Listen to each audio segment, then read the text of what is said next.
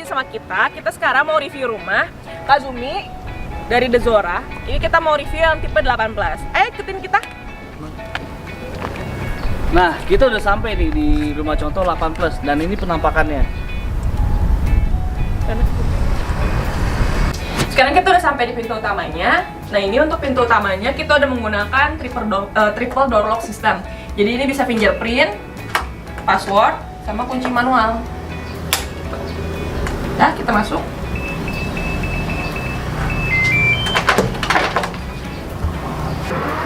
Nah, ini untuk lantai satunya, kita langsung menuju ke ruang tamu.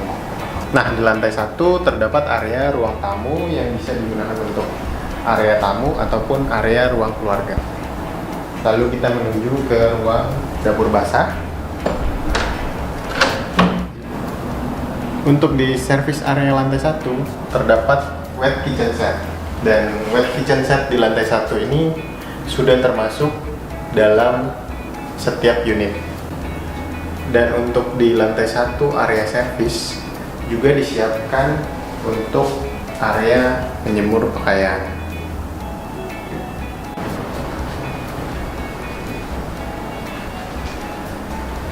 Lalu kita menuju ke ruangan selanjutnya, yaitu kamar anak.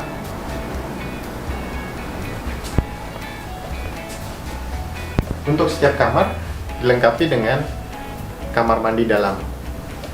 Dan untuk kamar mandi dalam di lantai 1 sudah termasuk vanity, mirror, dan shower screen. Nah, selanjutnya di lantai 1 ada storage room di bawah tangga. Jadi teman-teman yang punya banyak barang bisa nyimpan di sini.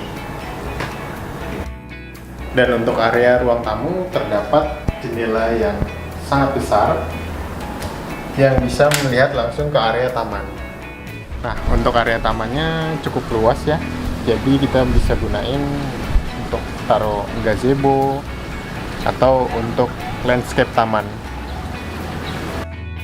Nah, selanjutnya kita menuju ke area lantai 2 yuk.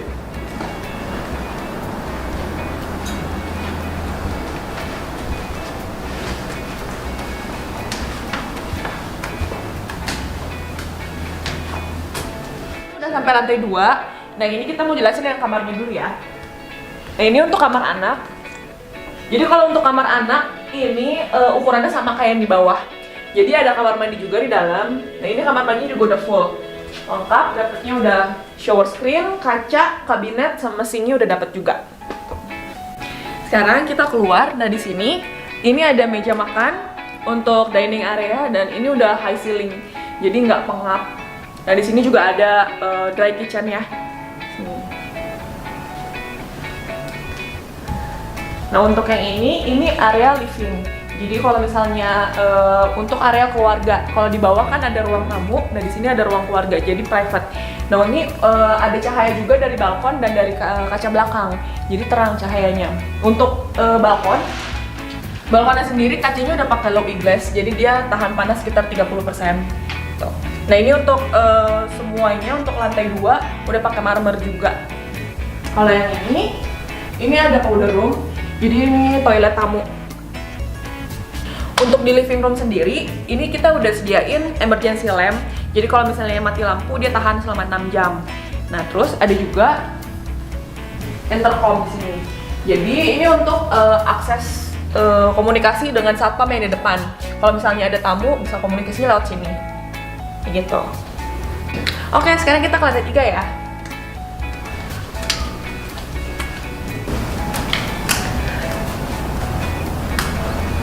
Nah, kita sampai di lantai 3. Jadi memang kita rumah ini nggak selesai di lantai 2 karena memang kita 3 lantai di Kazumi ini.